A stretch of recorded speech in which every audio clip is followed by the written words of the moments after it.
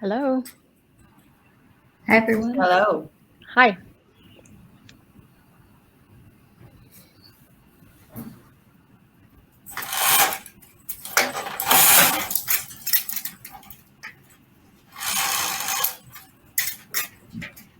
All right, everyone. I think we can go ahead and start. And I'm delighted today to introduce two of my colleagues whom I've only recently met, but worked with their companies for a very, very long time. My name is Jan Mazurek. I'm with the ClimateWorks Foundation, and I direct our carbon dioxide removal and aviation programs. And I'm pleased to moderate this panel today. So let me turn it over first. Let's see, in alphabetical order. Why don't we go with carbon engineering? Anna, if you kindly please introduce yourself. Great. Thanks, Jen. My name is Anna Stukas. I'm a Vice President of Business Development for Carbon Engineering. We're a Canadian-based direct air capture developer that are working to deploy direct air capture technology at climate-relevant scales, and very excited to be here today for the discussion. Wonderful, Anna. And for those of you who get the opportunity when travel is once again permitted, it's a very fascinating tour to both facilities operated by both of these companies. So shameless plug. Natalie, over to you. Hi, I'm Natalie. I am North America Market Manager for ClimateWorks. ClimateWorks is also a direct air capture company. We launched the first commercial scale direct air capture facility in Iceland about 6 months ago. And we're mostly a Swiss company, mostly based in Switzerland. Great, terrific. And thank you so much for joining. And thanks to everyone who's tuning in today. And I will also want to give special thanks to UT Austin for facilitating this conversation. So I know it's atypical for a moderator to put up slides, but I wanted to motivate the conversation a little bit with a deck that both Natalie and Anna asked me to present to sort of stimulate the conversation. And so next slide, please.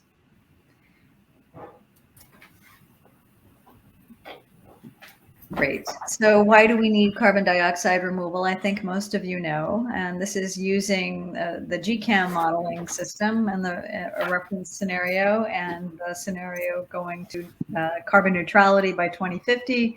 To stay within Paris targets, we need to remove at least 10 gigatons per year of carbon dioxide annually starting by mid-century, which isn't very far away. Sounds like a long way away, and it isn't.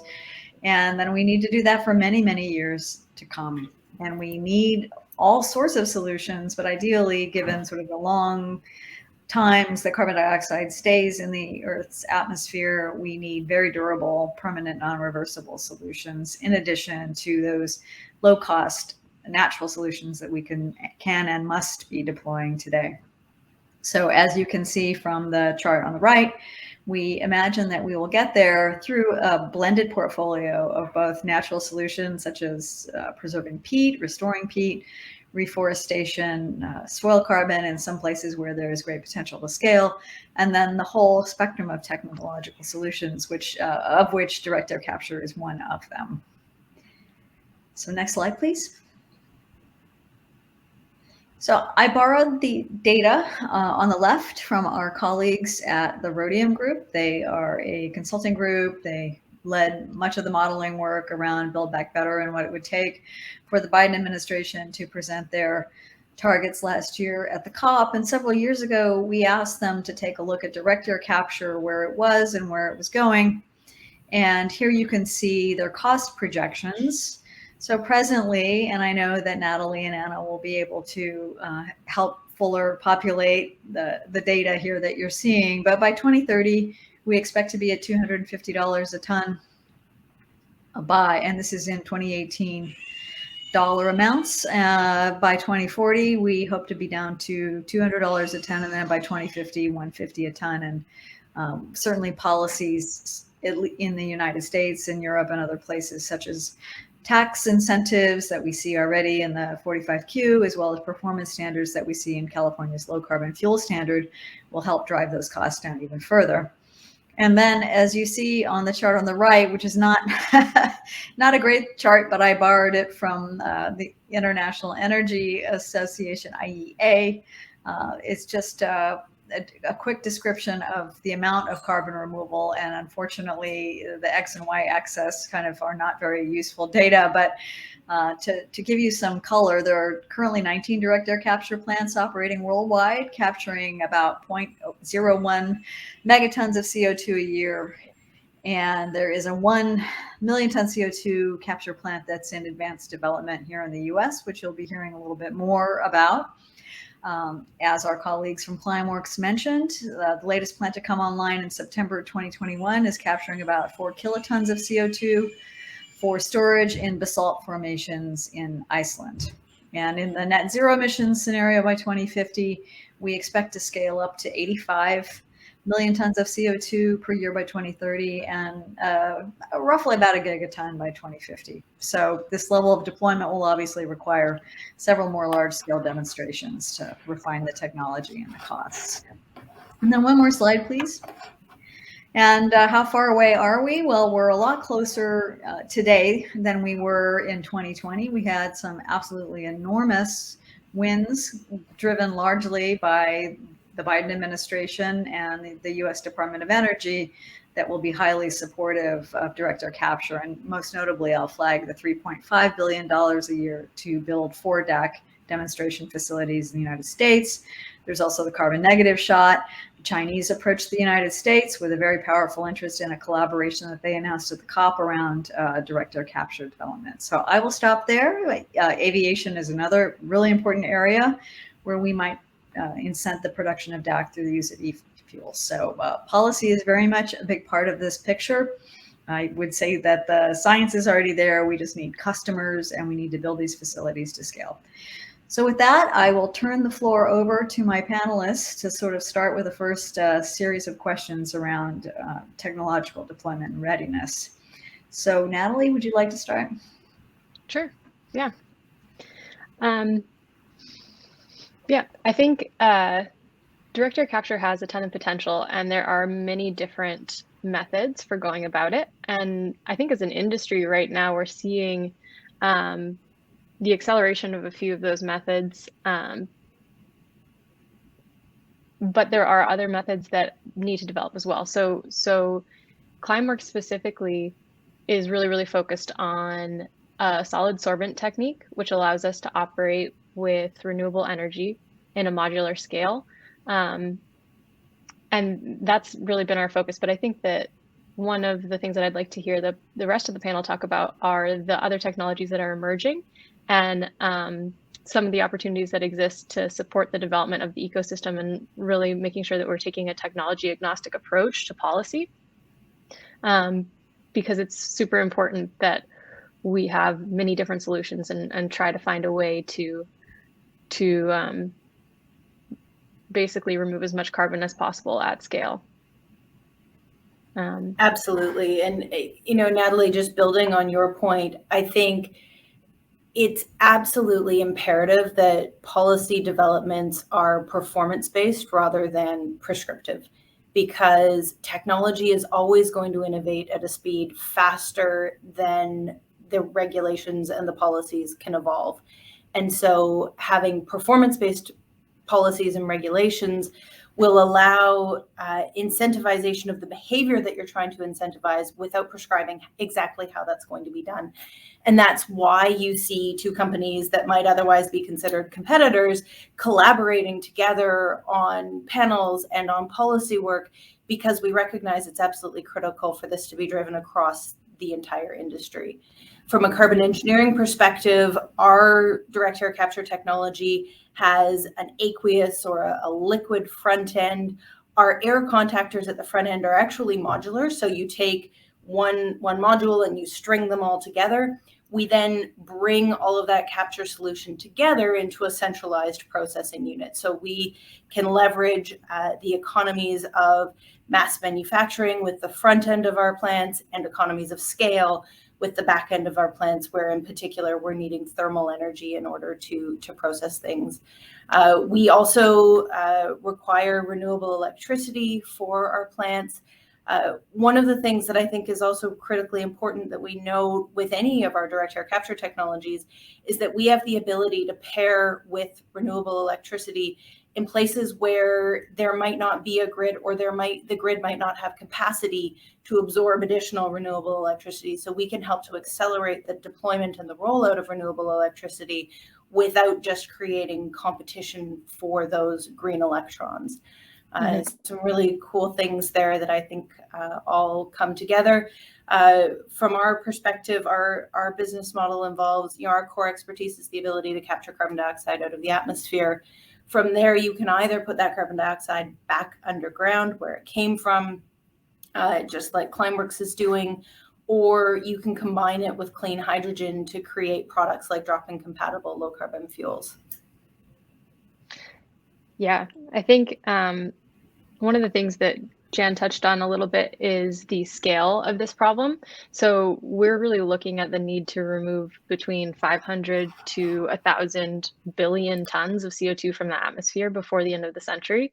And nature-based solutions, like the best guess estimates for the capacity of those are between 100 to 200 billion tons. So we're left with a delta where we need these really scalable technologies that can do a lot of the work for us. And that's where direct air capture really shines. Like, to build on what Anna said, we can place these systems in environments that are non-arable land. So our facility in Iceland is a good example of that. But deserts are another really good example where you have abundant low carbon energy. It's not a population center, and we're not going to be using the land for farming or for planting trees for carbon abatement. So these things are all really positive aspects of direct air capture that let us potentially reach the scale that we need to be at in order to be, as Anna said, climate relevant. The final point I'd add on that, in addition to the scalability that direct air capture can bring, is the permanence of the carbon removal as well. We need more trees. Trees are fantastic. We love trees. We also need permanent carbon removal, and we can look to organizations like Oxford that have published the Oxford Principles on Net Zero Aligned Offsetting that talk about the need to add more and more permanent carbon removal into our portfolio, where that carbon is stored on geologic timescales rather than on timescales of years or decades. Yeah, and when we think about this from an energy perspective, like on the last panel, there was some talk around flexible load and Bitcoin mining, and that's something that direct air capture could ultimately be part of as well, because these technologies could be installed in places where there is an excess of energy at a certain time of day, and then use up that energy when it exists. For early deployment, it's more important to have consistent energy as we try to bring those costs down in terms of like manufacturing capex. But ultimately, we could be like Bitcoin mining in that way, but with the added benefit of being super positive for the climate.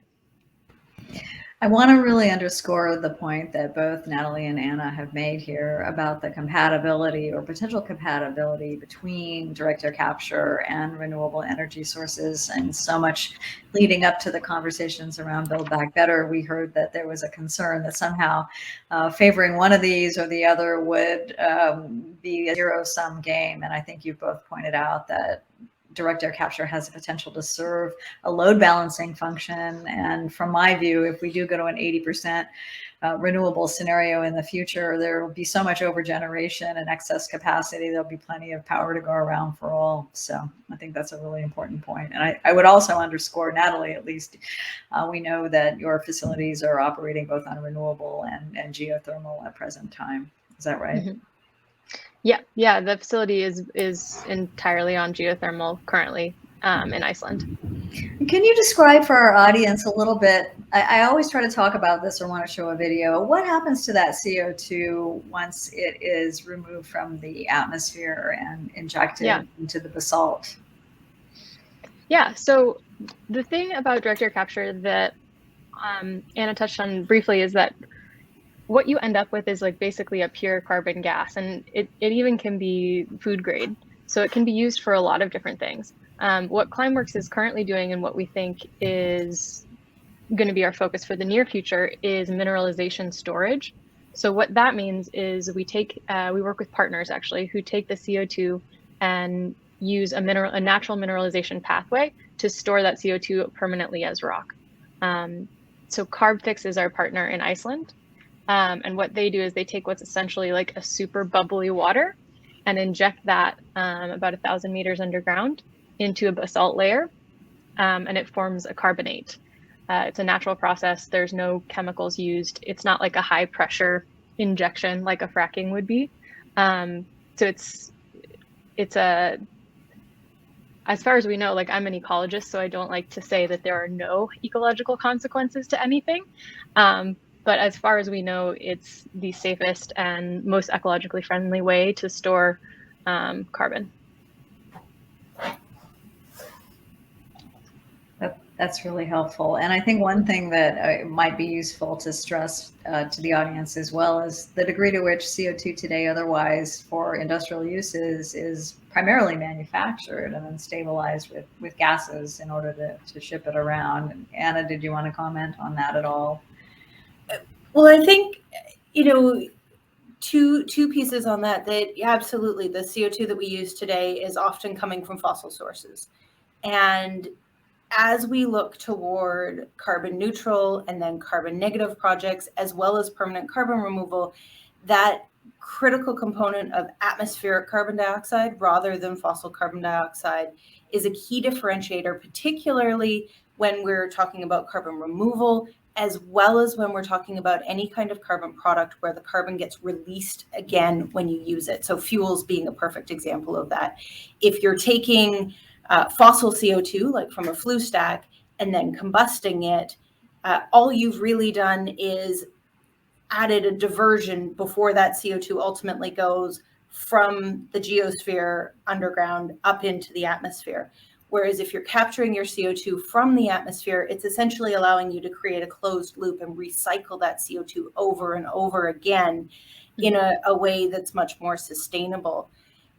When it comes to putting CO2 back underground, we are, I would say, agnostic as to methods of doing that. But for our first project, the one that we're working on together with our partners 1.5 in the Permian Basin that Jan, as you mentioned, is targeted to capture up to 1 million tons per year once it's in full operation.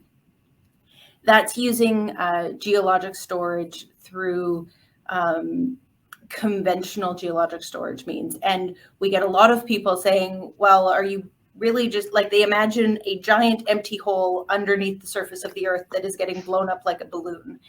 And so I think it's an important visual, and our audience members may be far more familiar with this than a lot of our usual people that we're having these conversations with, but that when we inject that CO2 underground, similar to the CarbFix process, what we're doing is we're actually compressing the CO2 until it's in a liquid form. And then when we inject it down, we inject it 1 to 3 kilometers underground into a porous rock formation. And the CO2, and I'm also like Natalie, I'm not a geologist, I'm a mechanical engineer. But as has been told to me, what happens is that CO2 then diffuses through the pores in the rocks. It is kept there first by a impermeable cap rock that sits on top of it. And then over time, it actually starts to dissolve and then mineralize and form those exact same carbonates that Natalie was talking about. Important to note as well that this is a technology and a capability that has been proven at large scale and been done safely for decades. It's subject to very stringent government regulations. And one of the biggest reasons why we partnered with 1.5, which is a component of Oxy Low Carbon Ventures, is that they have some of the largest scale experience of putting CO2 back underground of any other company, and they've been doing it for decades. Yeah. The industry now is really starting to scale, and I think that's something that this audience could be really interested in, is that we need people with experience in large-scale infrastructure projects, and particularly in, drilling and that that type of thing. So if there are folks in the audience who are interested in transitioning to working on the carbon abatement side of things, I think both of our companies would love to hear from you. How is that going in terms of pipeline and not pipeline underneath the ground, but pipeline of talent? I know you're both have been in very, very ambitious hiring mode for quite some time. Can you reflect on how that goes and what kinds of skill sets are most attractive? Natalie, you alluded to that already, but I know at least. Yeah. I mean, I think it's easier for some roles than others, obviously. So it depends on the role, and it depends on what we're looking for. We certainly get a lot of interest for our job listings, but I think it's really important to note that we see the oil and gas industry as a place where there is a huge amount of expertise, just in the people who have worked in that scale, and that industry has deployed massive scale projects consistently and safely, time after time. So that's the kind of people that we're really looking for. Building on that, Natalie has hit on some of those core technical expertise, completely. I think the other thing that you would find that's a core characteristic of the people that we're looking to hire, we're looking for people who are problem solvers, not problem identifiers. We're looking for people who are Swiss Army knives, and people who want to adopt an entrepreneurial attitude and a can-do attitude. No one in our company is above fixing the coffee maker or the photocopier if it jams. It just, if it needs to get done, it gets done. But leveraging the expertise that people, particularly in the energy industry, have built toward deploying large-scale projects is absolutely critical. We like to say that, 200 years ago, it was our water that needed treating. It was our water that was killing people with cholera outbreaks. And so we needed a wastewater treatment infrastructure. Today, it's our air that's causing the challenge. And really what we're deploying is air treatment infrastructure. Mm-hmm. Yeah, another good analogy is trash, right? Like it's a similar thing that happened when trash collection became kind of standardized in cities. That's really helpful. And do you think that standard engineering and chemistry and physics programs sort of provide the basic skill set for most of the people you recruit in this field, or would it be helpful for a university to sort of set up a direct air capture curriculum? I would love to see universities with direct air capture curricula. I think engineering and physics programs do a fantastic job of providing people with the fundamentals.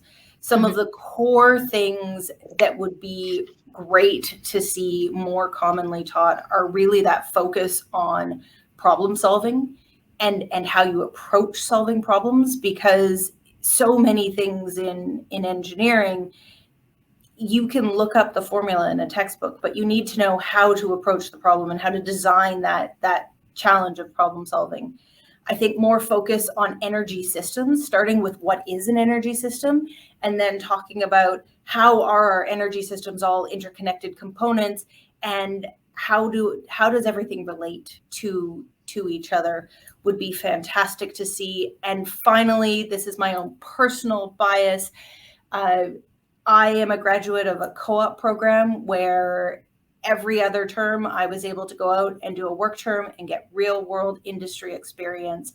And particularly for degree programs like engineering, it is absolutely critical, because it both helps you to take what you learned in a textbook and put it into something tangible.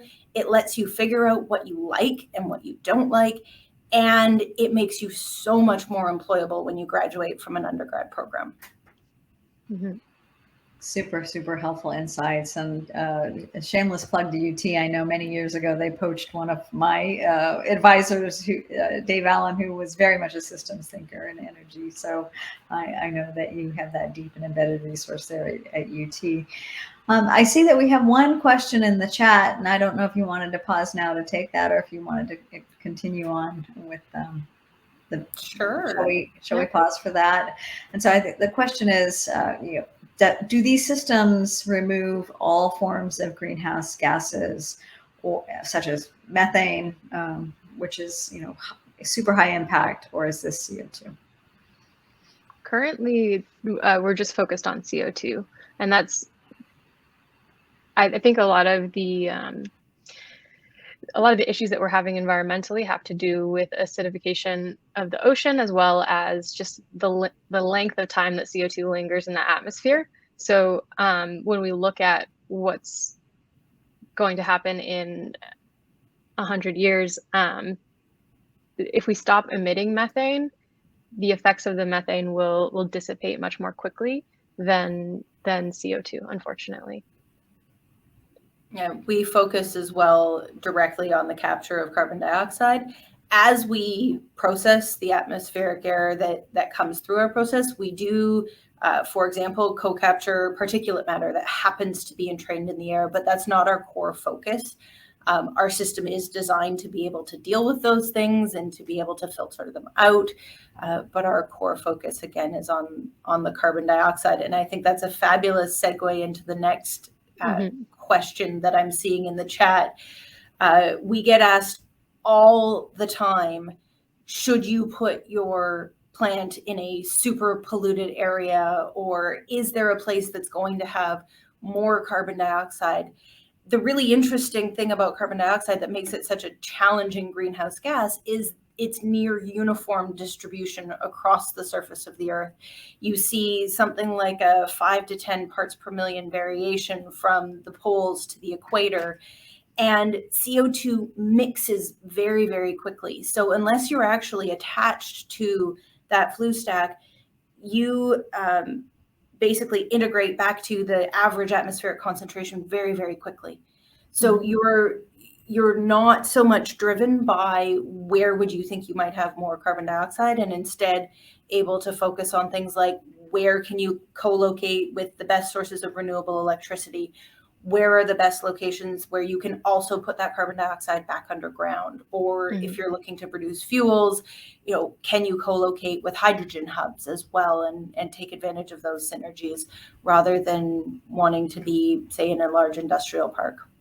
And I'll just say too, I'm sorry, go ahead. No, please, Natalie, go ahead. Yeah, no, I completely agree. I think that that's one of the things that makes direct air capture so scalable as well, is that it doesn't need to be at a specific site. Although carbon capture and storage and point source capture on flue gas is a very important technology and is a super important reduction strategy to try to reduce the amount of overall emissions that are going into the atmosphere. It doesn't necessarily take care of the large amount of CO2 that's already in the air that we need to remove, but it can really help get us to that net zero point that we need to achieve by 2050. Completely agree. And that's DAC just allows you to DAC allows you to decouple your point of emission from point of collection. So if you have a point source emission that you can capture and deal with right at that source, you should do that every single time. But it's much harder to do that when we're talking about areas like aviation, where your point sources are dispersed and mobile.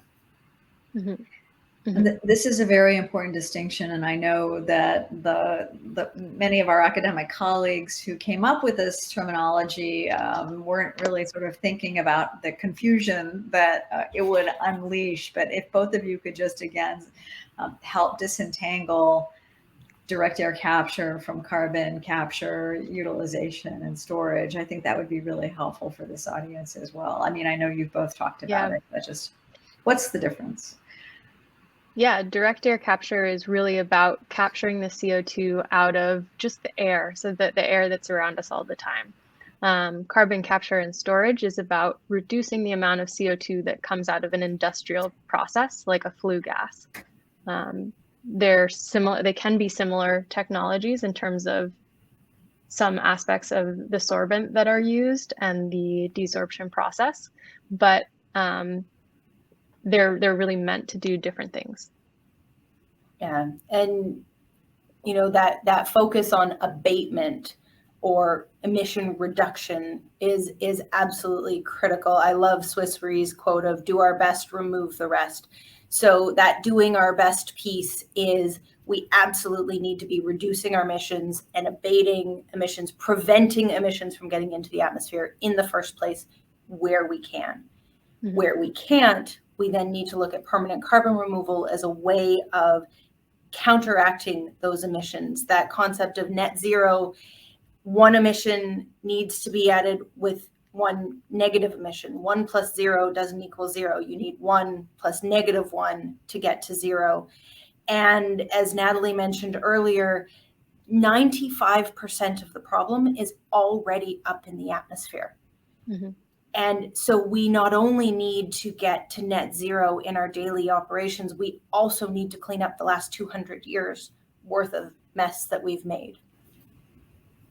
And that's a point that we'll see underscored, I imagine, in the recently released IPCC report earlier this week around adaptation, but the next installment that's really going to focus on what it will take to stay below 1.5 to 2 degree scenarios. Yeah. Yeah. Absolutely. So I think the second question is very much related to the first, which is whether the panelists envision DAC to be on an industry-centric project with facilities placed next to specific industries, or do you envision public utility models? I think that's a question where the answer changes over time. I think initially what is driving the direct air capture market is a combination of the voluntary market, where large corporate customers ranging from Microsoft to Stripe to Shopify are stepping up and saying, we're going to add carbon removal to our net zero portfolios, and are creating a demand on a voluntary basis for carbon removal.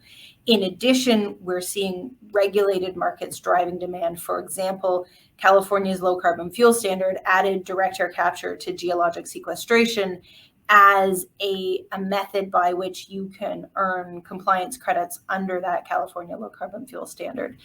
And I think in the early days, to meet that demand that's being driven by industry, we will see industry-driven projects supported by governments. For example, the $3.5 billion for DAC hubs, Jan, that you mentioned at the very beginning, where we're seeing that partnership. Over time, well into the future in a net zero world, I think there is a model where this is essentially a public utility model, where this is our air treatment infrastructure, the same way that we take our water treatment infrastructure for granted today. I think we are a long way away from that yet. I'm happy to be proven wrong, but I think it'll be a while yet. Yeah, like reaching a compliance market in terms of like developmental readiness from either of our companies or any of the newer research stage technologies that are out there, we're not there yet in terms of our ability to take on that load. So a compliance market, I believe, is coming for sure in Europe and potentially in the US. We need the voluntary markets to help us scale to a level where we can handle that. Can you speak to the importance of those current early corporate movers? We've alluded to it here, but how important are those purchases, and what's the primary value in addition to actually financing some of the work? Yeah, a really good analogy is the development of the solar and the wind industry, and the early PPAs that were purchased by large companies. Like I think Google bought some really early ones, and there were others as well. That they're still paying off at really high prices. And what that allows us to do is to develop our next facility. So it allows us to pay for the existing facilities and then to develop the next one and to secure funding to do so. But additionally, like from a corporate perspective, carbon is no longer just like a marketing conversation. It's become a conversation that's happening in the C-suite around risk. And a lot of these companies have made net zero pledges, which is a really, really hopeful thing. And to achieve net zero, you need carbon removals for your for your footprint that you can't abate. So they need us to develop, and by working with us now, they can ensure that when their net zero goal comes due in 2030, 2035, there is a supply of high quality, low cost carbon removal that can allow them to keep that promise. Absolutely. With any technology, plant number one costs more. And it's fine for people to say, well, that's fine, I'll wait for plant number 3 or generation 5. But if everybody does that, then if you never build plant number 1, you never get started down that cost curve. So the voluntary market, I think, does 2 critical things. The first thing that they do is that they demonstrate that the demand for carbon dioxide removal is real. As you start to aggregate that demand, it also helps you to offset the risk that's entailed in financing projects. And so really, they're doing 2 things. They're showing that leadership in the fact that carbon dioxide is something that is absolutely imperative, as Natalie said, to be incorporated into any gold standard net zero plan. And it helps us to scale. That's very helpful. And we have a tough geology question here. And I know all 3 of us are not geologists, but UT Austin does have some of the best geologists in the world on staff to answer these sorts of questions. So I don't know if there's anyone in the audience we could possibly appeal to. But I'll just refer back, though, to my earlier question to Natalie regarding the way in which their CO2 fuses to the basalt formation and actually physically crystallizes and mineralizes as one potential answer to this question. But the question before us is, occurrences of abandoned well blowbacks have been observed to occur significantly in oil and gas basins. Would this risk be translated to DAC-based reservoirs as well? I mean, as we mentioned, we're certainly not geologists. It's one of the number one reasons why it's so important for us to work with the right partners to ensure that we safely and securely put that CO2 back underground. It's also critically important to note that there are stringent regulations ranging from the regulations dictated federally by the EPA around the 45Q and the California CCS protocol for the California Low Carbon Fuel Standard that dictate not only the conditions under which you can put that CO2 underground, but the monitoring, reporting, and verification structures that you need to have in place to ensure that it stays safely down there. So would absolutely defer to any of the geologists in the audience to get in more to the science. But what I can say from a policy and a regulatory perspective is that there are very careful steps being taken to ensure that this is done safely and to mitigate the risks that are associated with it. One of the things that surprised me when I first started learning about this was the scale at which it's already happening. So just quickly, ClimateWorks is engaged in mineralization storage for this very reason, because we're interested in providing like 10,000 year storage of CO2. We want it to turn into rock, and we don't want to worry about blowback. It's more expensive to do that than it is to inject the CO2 into a well and cap the well. That is happening at scale across the United States, and there really haven't been any incidents of leakage in those wells. So yeah, again, I'm not a geologist. We'd love to hire any of you awesome geologists out there who want to work on that problem, but in general, to date, it really hasn't been an issue. And I think it's also important to distinguish among the various approaches to storage, and with the preference, I think, currently very much driven by the Biden administration and their suite of policies towards saline storage, very, very deep levels, typically with a permanent cap that's formed by geology as well. So, but that's a different pathway than Natalie's mineralization pathway. We're going to pivot a little bit. So today we've been talking about removing carbon from the atmosphere, which is actually a removal activity which atmospherically and physically and from a carbon accounting perspective is very, very different than carbon capture and sequestration, which is a form of avoided emissions or mitigation. And there's also carbon removal, which is net negative, and there's carbon removal that is net neutral. So this question involves net neutrality, which is using the CO2 and repurposing it as a carbon to value chain activity. And can you both sort of comment on what you see as some of the more highly lucrative reuses of CO2 to value? Anna, do you want to go first? Sure. I think that when you look at that question, you need to take two components of that question into account. The first of which is, what is the magnitude of compensation, for example, that you might get on a dollar per ton abated basis? The second is, what's the magnitude of your market? Some of the higher magnitude dollar per ton opportunities are unfortunately coupled with much smaller sized markets. McKinsey did a great study identifying the different sizes of different markets for captured carbon, with sequestration being one of the largest. The next one really in that chain in terms of that size is fuels. And we're seeing that largely being driven by regulated markets like the low carbon fuel standard that we have in California, that we're seeing in Washington State, Oregon, up here in Canada, as well as a growing number of variants around the world. For example, the SAF mandates that we're seeing in Europe that are really going to drive demand for those carbon neutral products at very, very large scales.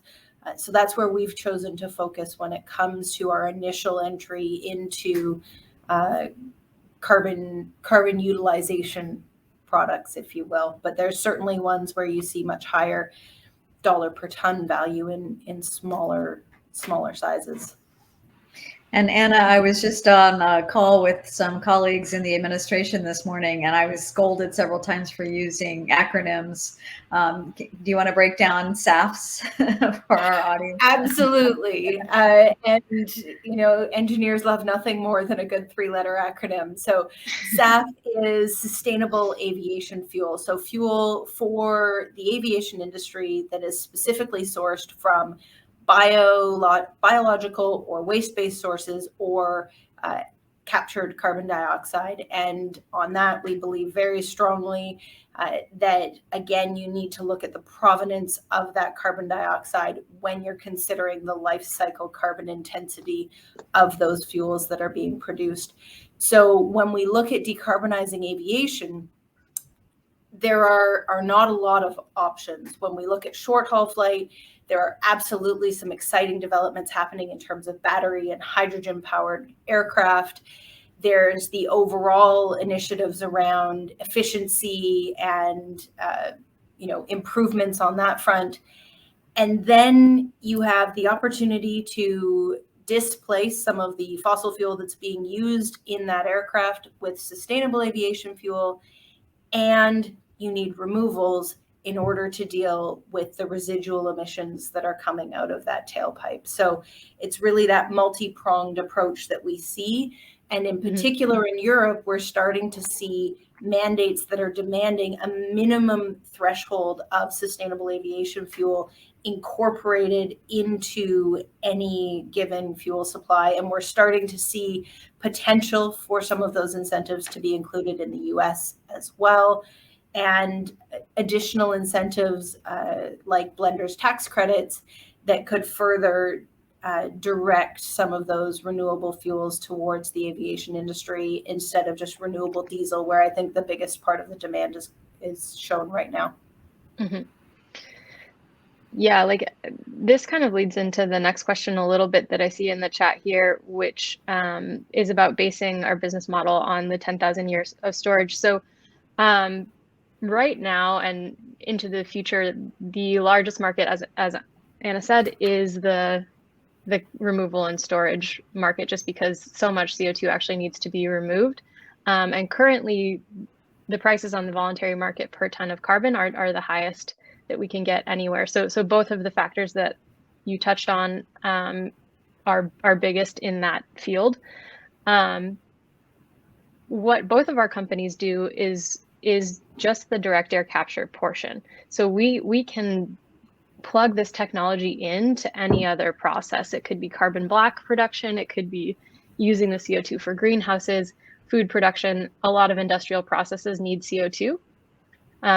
Once we get to the scale where our technology produces carbon at a price where it makes sense to enter all of those markets, it's not really a problem to do that. In terms of the running out of mineralization storage potential, if you had asked this question a few years ago, storage would have been the limiting factor in terms of development.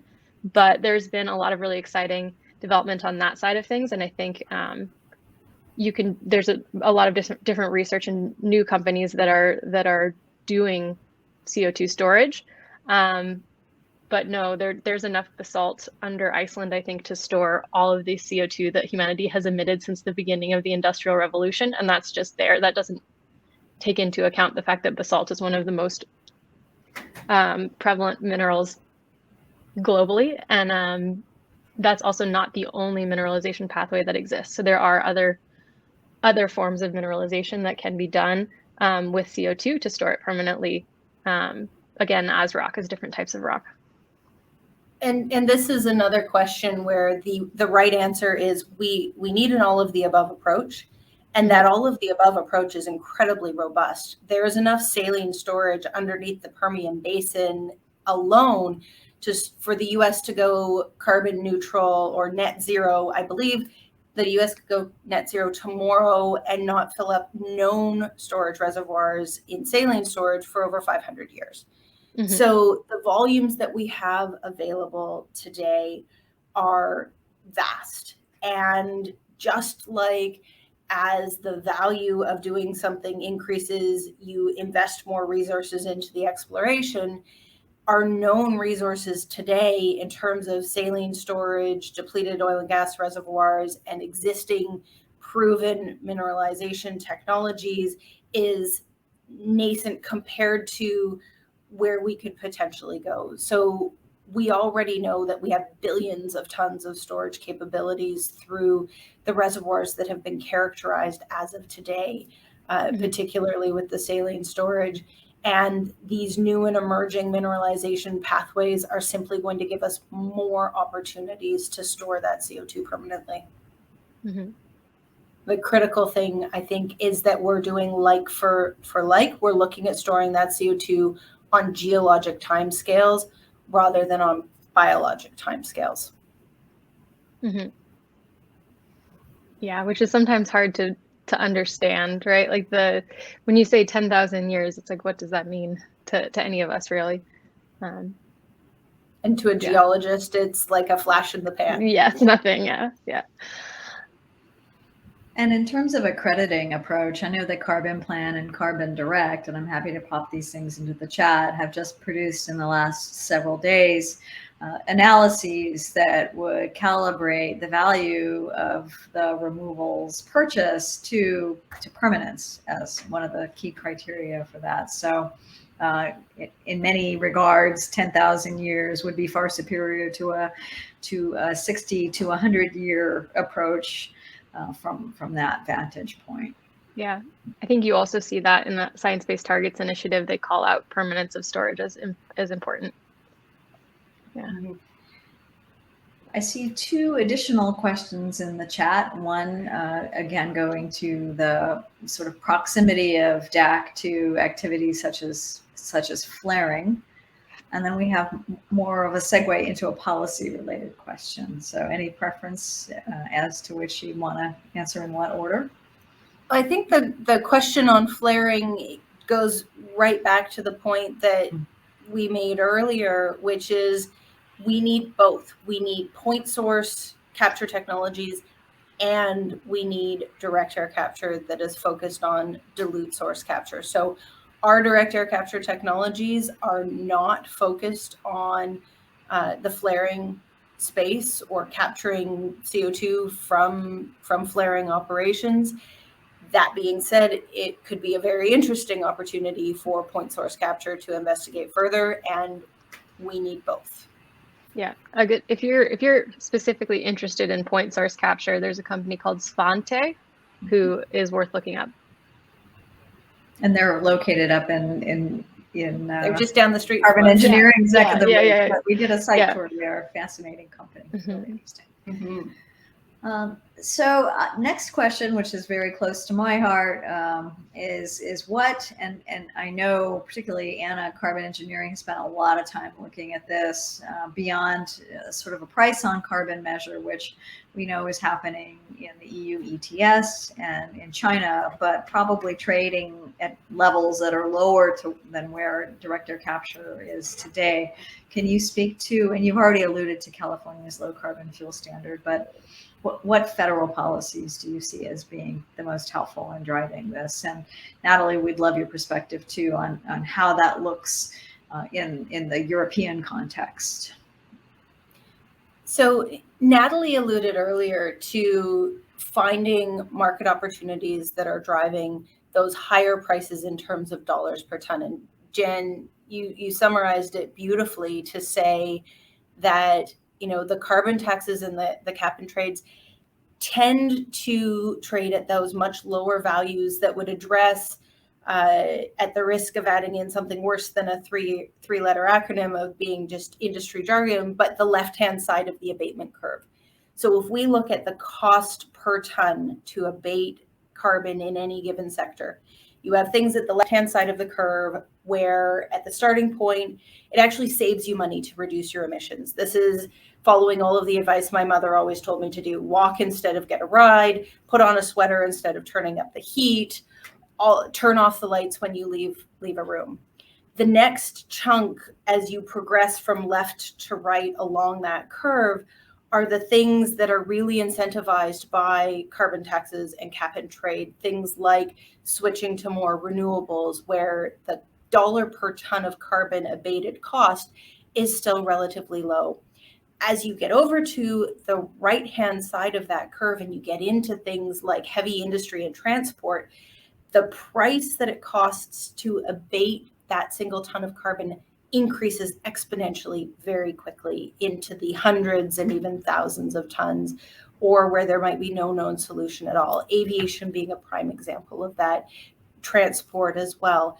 And so from a market creation perspective, policies that can target that right-hand side of the abatement curve and therefore drive that higher dollar per ton revenue stream, like the California Low Carbon Fuel Standard, where we regularly see credits trading in that range of $180 to $200 per ton, and similar programs that are under development both across the US and Canada, and we're seeing in Europe, are a critical point to creating that market demand in a way that is incentivizing that higher price per ton of carbon. The second thing from a US federal perspective is, some of the incentives that we've seen in the infrastructure bills are absolutely incredible. That $3.5 billion commitment to DAC hubs is huge. Augmenting that and that piece that we look for to start to mitigate the market risk are things like the enhancements to the 45Q tax credit under Build Back Better to really recognize and incentivize direct air capture to saline storage. Similarly, the 45X tax credit proposed for clean hydrogen generation could allow you to pair atmospheric carbon dioxide with clean hydrogen to create those drop-in compatible low carbon fuels in a much more cost-effective manner.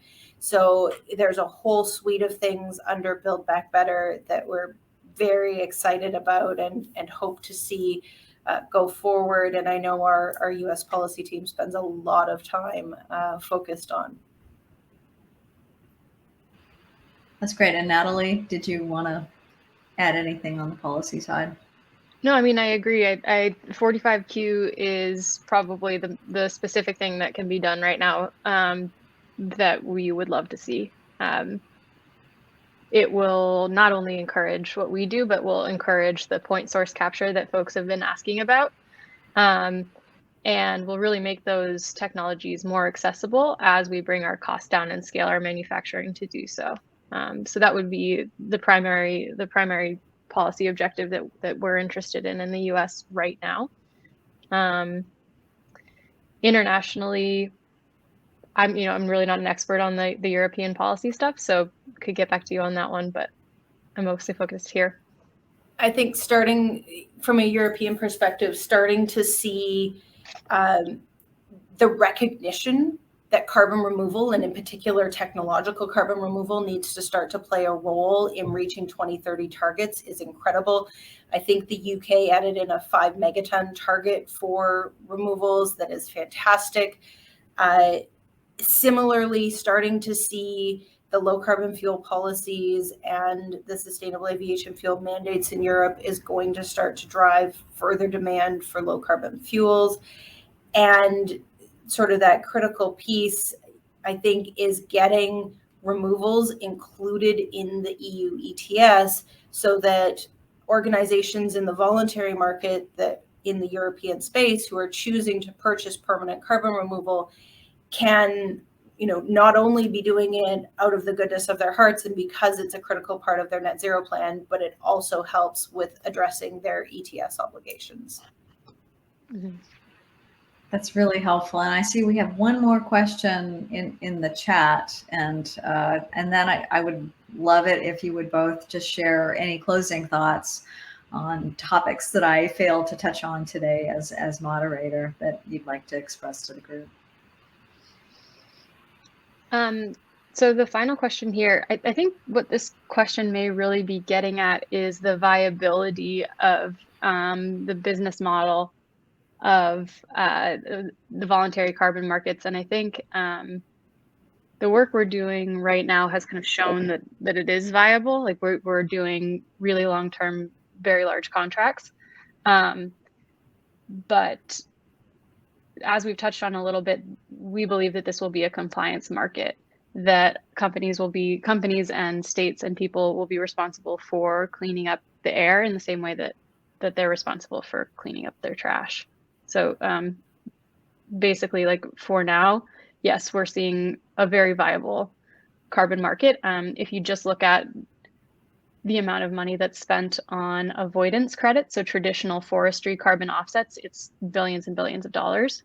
And we are much higher quality than that. So if we only played in that space, we would still have a very viable business. Great.